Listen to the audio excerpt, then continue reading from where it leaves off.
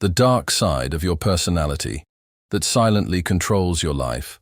Carl Jung explains the hidden self awakens.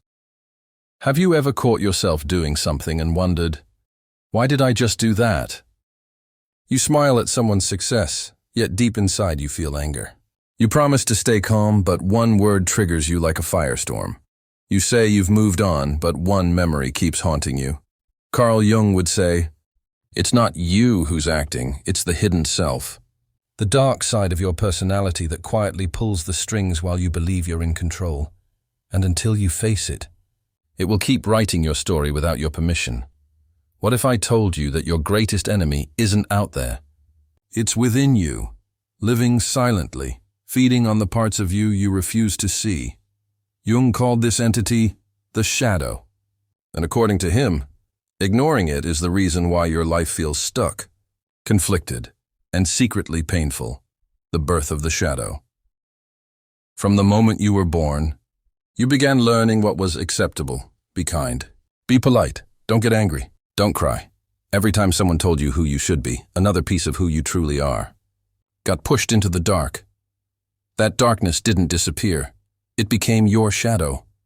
It holds everything society told you to hide. Your anger, jealousy, lust, pride, selfishness, fear, guilt, and even your unrealized greatness. Jung said, the shadow is the thing a person has no wish to be. It's the mirror image of your personality, the side you deny so hard. It starts expressing itself behind your back. You see, the shadow doesn't just sit quietly in the corner, it whispers through your tone, your reactions, your relationships. It's in the envy you feel when someone succeeds, in the way you criticize others for traits you secretly carry yourself. It's in the people who irritate you for reasons you can't explain, the puppet master within. Let's imagine your conscious mind as a stage light. Wherever you shine it, that's your known self, your values, beliefs, and personality. But everything outside that beam remains in the dark. That's your shadow, and it doesn't just stay hidden. It acts. It manipulates your choices, disguises itself as moral superiority, or quietly fuels your addictions.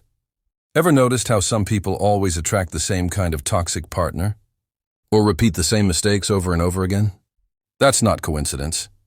That's the shadow replaying the same script, until you finally recognize who's behind the curtain. Jung said, until you make the unconscious conscious, it will direct your life and you will call it fate. Think about that for a moment. How many things have you called bad luck, when in truth they were your shadow trying to teach you something? The mirror effect. What you hate reveals who you are. One of Jung's most unsettling discoveries was this: whatever irritates you most about others is a reflection of your own repressed traits. You hate arrogance because you secretly fear your own ego. You dislike weakness because it reminds you of your hidden vulnerability. You can't stand liars because deep down, you know the lies you tell yourself. Every judgment is a mirror. Every enemy is a messenger. Every person you can't stand carries a piece of your soul you've disowned. That's why Jung said, everything that irritates us about others can lead us to an understanding of ourselves. It's not punishment, it's revelation. Your shadow uses people like mirrors, forcing you to see what you refuse to face. The price of suppression. But most people never listen. They keep pretending they're fine. They keep wearing masks. They call their shadow evil, wrong, or not me. And so it grows, fed by denial, hidden in guilt. What happens next? The shadow becomes destructive. It seeps into your relationships as manipulation, control, and fear. It turns your love into obsession, your kindness into resentment. It takes your suppressed emotions and projects them onto others until you no longer know what's real. In extreme cases, the shadow bursts out through rage, addiction, or self-sabotage. You don't decide to ruin things. It just happens, because the more you repress the darkness, the stronger it becomes. Jung warned, one does not become enlightened by imagining figures of light, but by making the darkness conscious. You can't escape your shadow. You can only meet it. And the longer you avoid that meeting, the more it will haunt your path. So the next time you feel triggered, jealous, or emotionally charged, stop. Instead of asking, why are they like this? Ask, what part of me is trying to speak through this moment? Because sometimes the people who challenge you the most aren't here to destroy you. They're here to reveal you. The dark side isn't your enemy. It's your teacher, and the only way to silence its control is to hear what it's been trying to say all along. The silent manipulator. So far, you've seen how your shadow forms, how it hides in the dark corners of your mind. But what if I told you? It doesn't just sit quietly in there, it acts. It speaks through your choices. It decides who you fall for, who you hate, what you fear, and what you chase, all while convincing you that you are in control. This is how your shadow silently manipulates your life. The shadow in everyday life. Let's begin with something simple. Have you ever met someone who constantly plays the victim?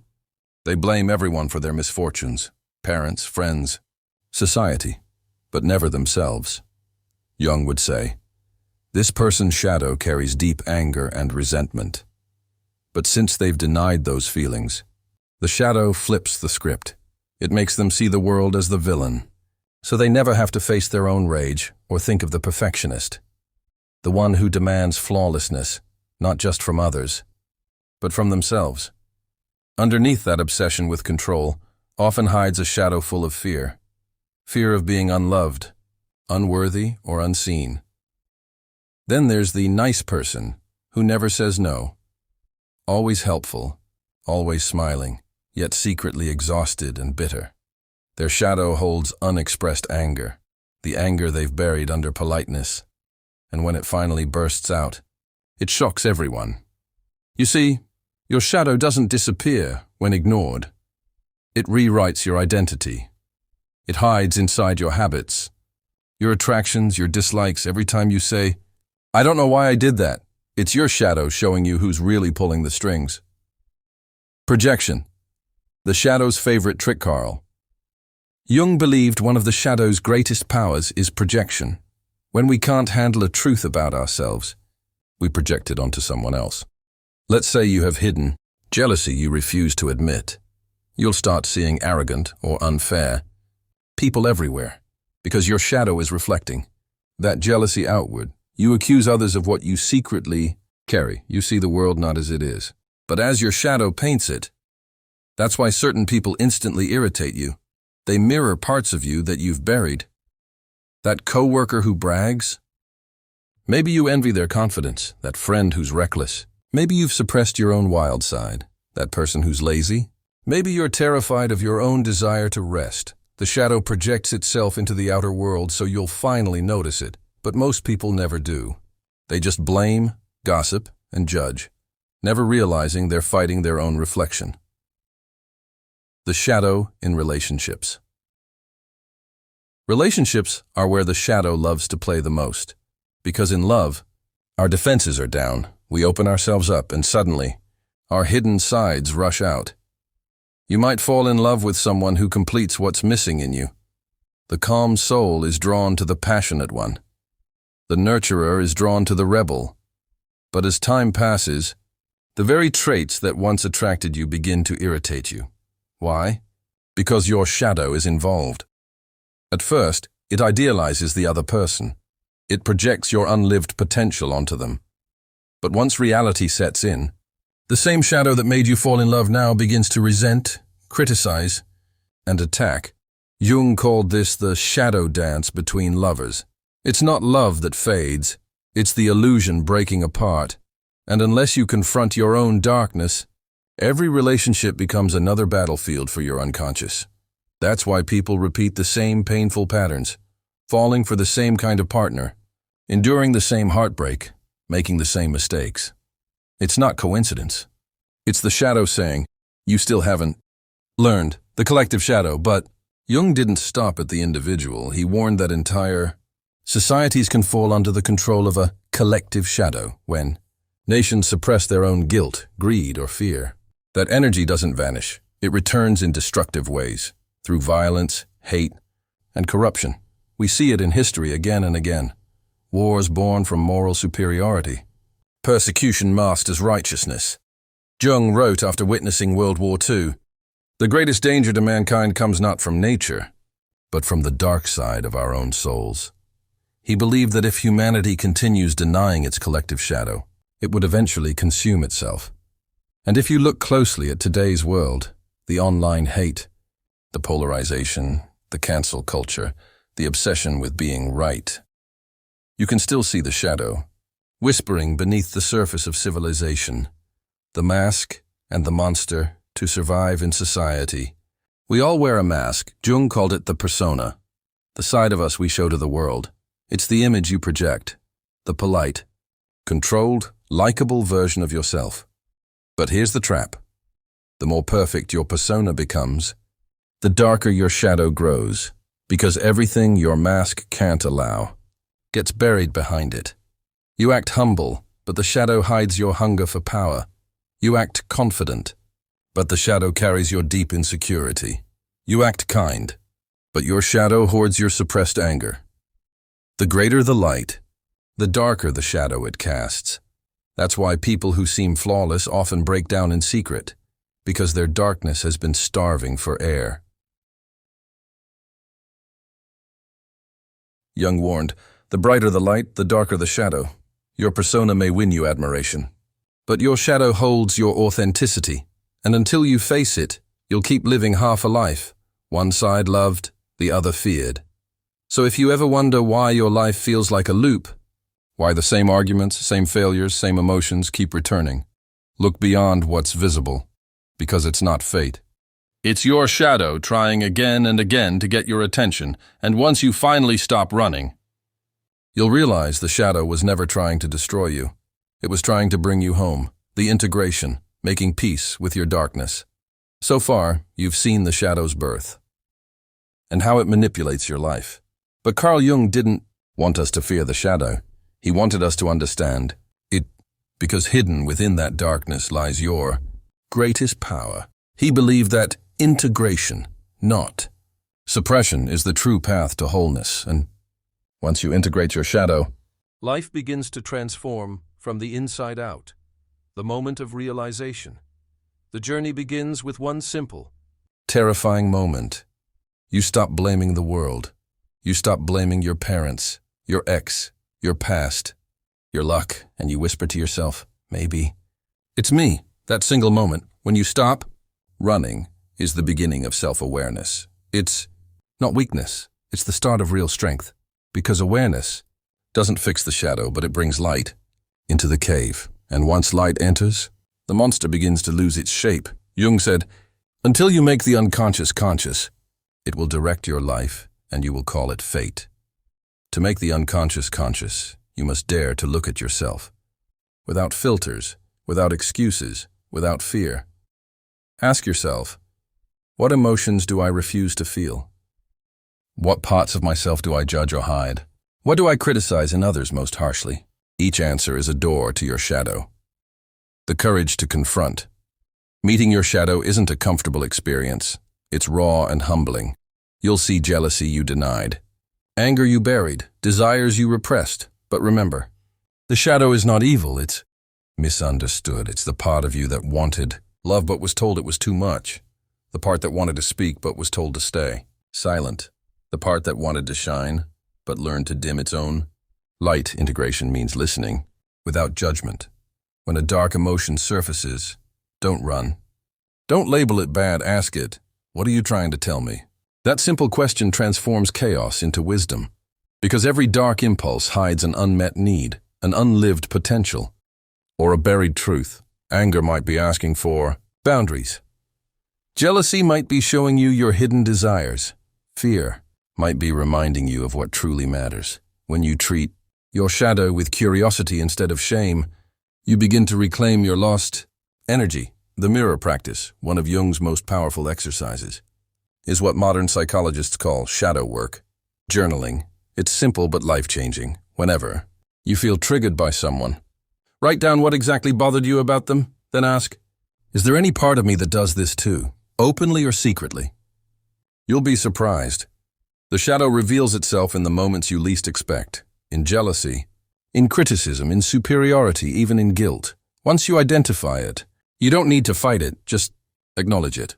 The act of recognition alone begins the healing, because the shadow's power lies in your denial, and the moment you see it clearly, it starts to lose control. Jung called this process individuation, the lifelong journey of becoming whole.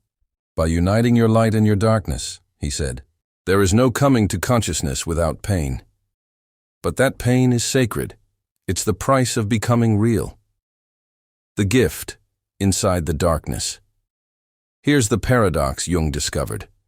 Your shadow doesn't just contain your flaws, it holds your greatness. Inside your anger lives your passion. Inside your fear lives your courage. Inside your shame lives your authenticity. Everything you've been running from is actually what you've been searching for. People often chase light and positivity as if darkness is the enemy. But Jung warned, the gold is in the dark, meaning the treasure of your soul is hidden exactly where you're afraid to look. When you accept your shadow, you stop pretending, you stop needing approval, you start living from truth instead of image. That's when you become magnetic, not because you're perfect, but because you're real. The integrated person doesn't fear their flaws. They embrace them, refine them, and use them as fuel for wisdom. They don't say, I am good or bad.